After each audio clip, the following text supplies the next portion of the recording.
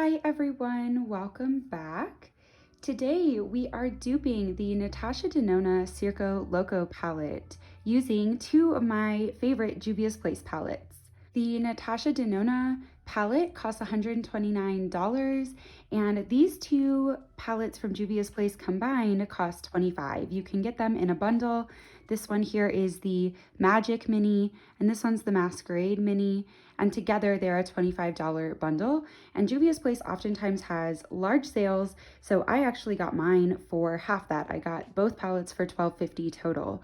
Because the price difference is so drastic, and as you're going to see in these swatches, I feel like the shades are actually extremely similar.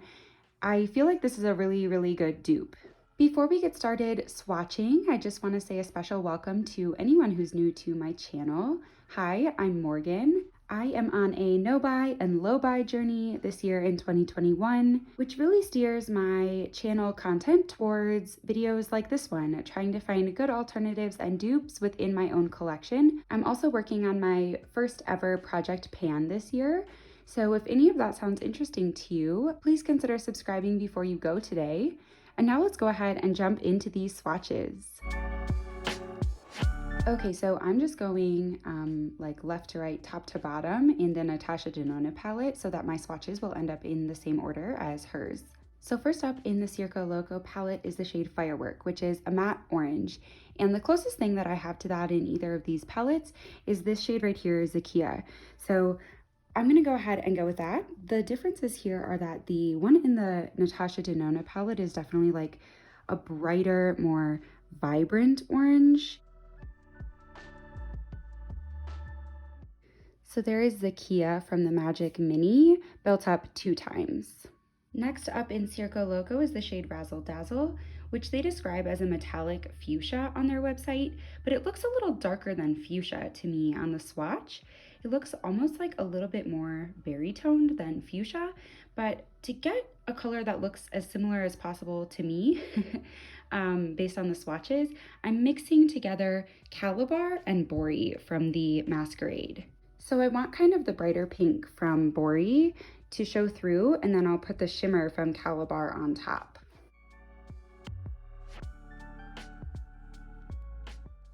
So there's Bori by itself.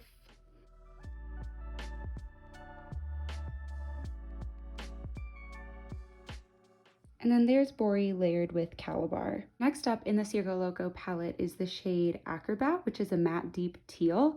And the shade Yejide here in the Magic Mini is actually much more teal than it looks in the pan. So I think this is a perfect comparison.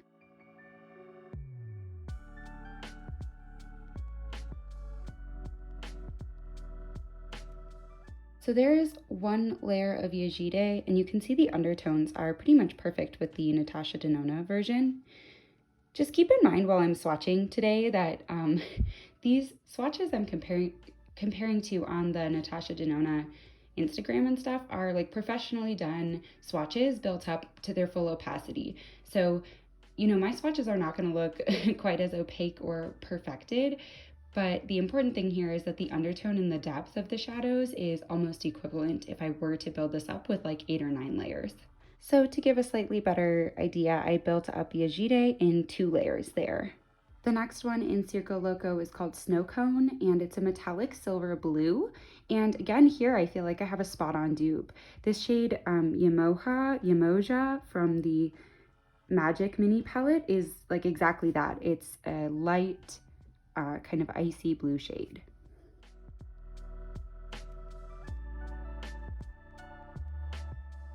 So there's one pass, and then 2 layers built up. You can see how beautiful and reflective that shade is.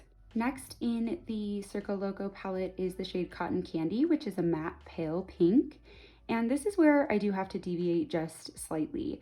I don't have a matte pale pink anywhere in either of these palettes, but I do have a shimmer pale pink that is about the same shade and tone and depth as the shade Cotton Candy. It's just that it's shimmer instead of matte. And that's the shade here called Ocean.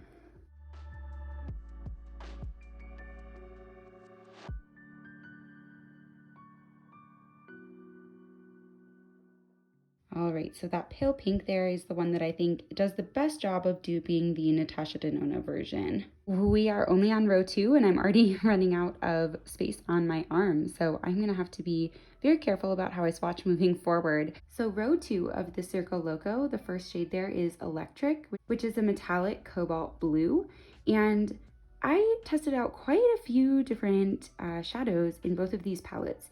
And I think a lot of them get extremely close to this shade, but the best way that I actually kind of got that cobalt brightness from the blue is to actually go in with a layer of Chi first, and then top it off with a layer of Dahlia.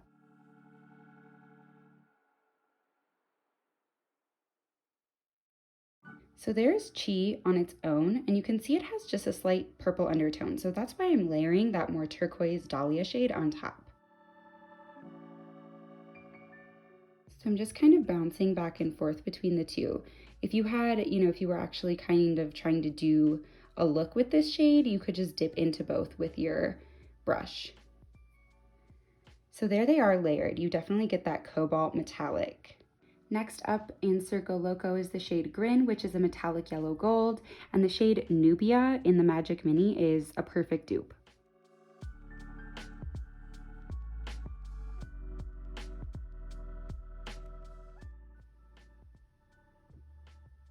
Next up is the shade Cannon, which is described as a metallic copper orange, and the shade here called Casablanca in the Masquerade Mini is a perfect metallic copper orange.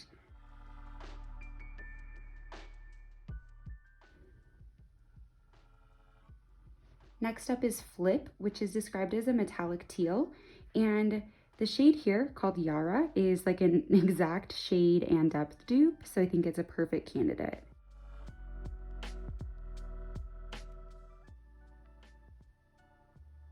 And then last on this second row is the shade Fun to Mime, which they describe as a matte mint blue. So kind of in that like green blue crossover. And this one was really hard for me. I definitely don't have a matte shade like that in here, but I was able to layer some of the more shimmery shades in these palettes to get a similar mint blue color. So this one's a little complicated, but bear with me here because if you were using a brush and you could bounce between these 3 shades, it would really not be that hard to mix this up. So first up, I'm gonna kind of combine and layer Zola and Molly so that I get kind of that blue-green combo going on. And then just to lighten them both up a little bit, because it is supposed to be kind of more that pastel shade, I'm layering a little bit of Giza on top as well.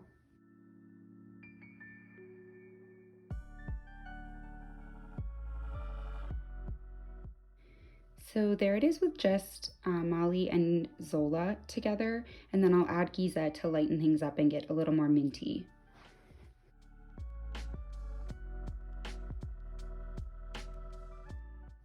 Okay, so there's kind of my best attempt at mixing those 3 shades not on a brush. I will say this is the shade that I feel like is the farthest off from the original palette because I can't quite get the right shade and it's a metallic instead of a matte. So these matte pastels I think are definitely the hardest part to dupe with these 2 particular Juvia's Place palettes. That's not to say that these kind of matte pastels don't exist elsewhere in affordable palettes. It just means, I was trying to limit myself specifically to these 2, and those ones kind of just don't exist in these palettes. Moving on to the third row, the first shade there is called Spiral, and it's described as a metallic orange. For this one, I am layering up Zakia and Nubia, and they come out to be actually such a flawless dupe for this shade. It's really great.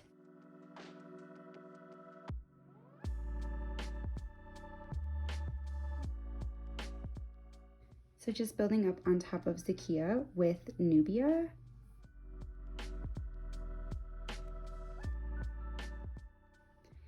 So there you go. You can see those 2 mixed to make a really gorgeous metallic orange. I've still got 4 shades, so we're definitely going to end up a little bit on my palm. So at the end, I'll insert kind of the better swatches I did the other day. Next up, we have the shade Magic, which is described as a matte deep purple. And the shade Ife here is exactly that.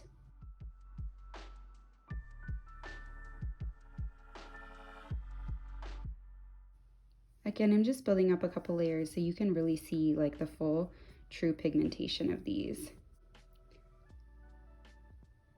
Next up is the shade Aerialist, which is described as a metallic lavender silver.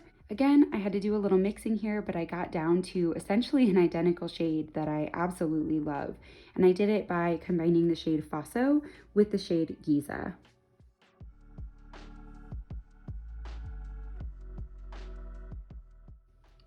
I mean, there's Faso alone, and honestly, that's fairly close, but it's definitely a little more muted purple tones in the Circo Loco. So I think adding Giza on top helps to kind of mute it down a little bit to more of that silvery shade.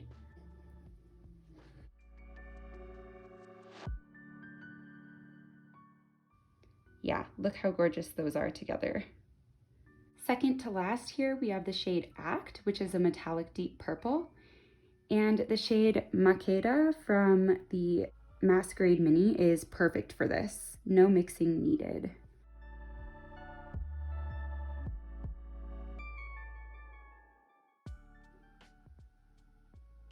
And then the last shade in the palette is the shade called Joker, which is a matte bright red pink. And the shade Kogi here in the Magic Mini palette is much closer than I originally expected. I thought it was going to be much too red to be a dupe, but when you swatch this out, it actually is very pink toned. Of course, if you wanted something even more fuchsia, you could add the shade Bori in or use Bori alone. So there is the shade Kogi. And I'm going to tap a little bit of Bori on top just to see what it looks like. I haven't actually done that, but I'm kind of curious.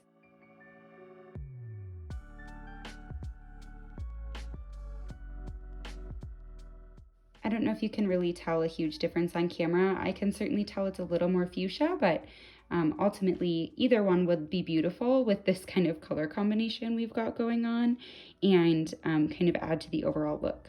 Okay, so here in one shot are all of the shades that I'm using to dupe the Natasha Denona palette. And now I will also show you side by side what this looks like kind of next to the actual Natasha Denona swatches, because I think it's helpful to actually see them kind of right alongside each other so you can really see where mine kind of deviated from that original color story. And then I just want to wrap up with some super quick, probably fairly obvious thoughts here. Personally, I love Juvia's Place. I love their eyeshadow formulas a lot. I think they have really high quality products at super affordable prices. But they aren't going to be the exact same formulas that you would get in the Natasha Denona palettes. So if it's important to you to have the Natasha formula, then of course this is not going to give it to you.